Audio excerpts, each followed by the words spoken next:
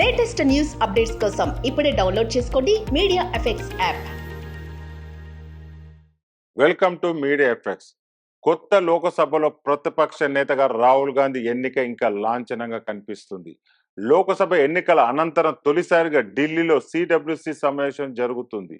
ఈ సమావేశంలో రాహుల్ గాంధీని ప్రతిపక్ష నేతగా ప్రతిపాదించే తీర్మానం చేయనున్నారు.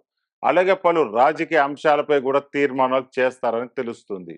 సాయంత్రం ఢిల్లీలోని హోటల్ అశోకలో తలపెట్టిన సిడబ్ల్యూసి సమావేశానికి హాజరయ్యేందుకు కొత్తగా ఎన్నికైన పార్టీ ఎంపీలు అస్థిన బాట పట్టారు. సమావేశానికి కొత్తగా ఎంపికైన ఎంపీలతో పాటు రాజ్యసభ కాంగ్రెస్ ఎంపీలు కూడా హాజరవుతారని పార్టీ వర్గాలు తెలిపాయి.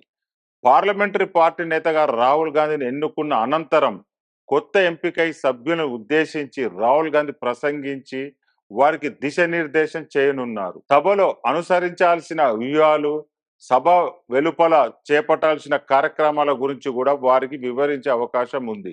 అలాగే కొత్త సభ్యులకు పార్లమెంటరీ సాంప్రదాయాల గురించి శిక్షణ ఇచ్చే అవకాశం ఉంది.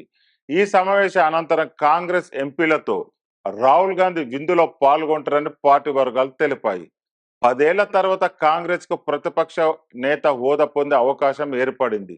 2014, 2019 ఎన్నికల్లో కాంగ్రెస్ పార్టీ సాధించిన సీట్ల సాంకేతికంగా ప్రతిపక్ష నేత హోదా పొందేందుకు సరిపోలేదు.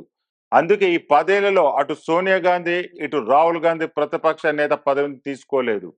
కాంగ్రెస్ పార్టీ లోకసభ పక్ష నేతగా మల్లికార్జున్ ఖార్గే, అధీర రంజన్ చౌదరి వ్యవహరించారు. ఇప్పుడు 10% మించి సీట్లను కాంగ్రెస్ గెలుపొందింది.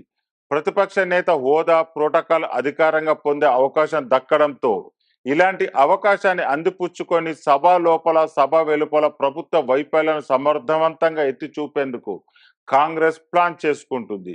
మోదీకి ధీటైన ప్రత్యామ్నాయ నేతగా రాహుల్ గాంధీ తన ప్రతిష్టను పెంచుకునే అవకాశం ఉంటుంది.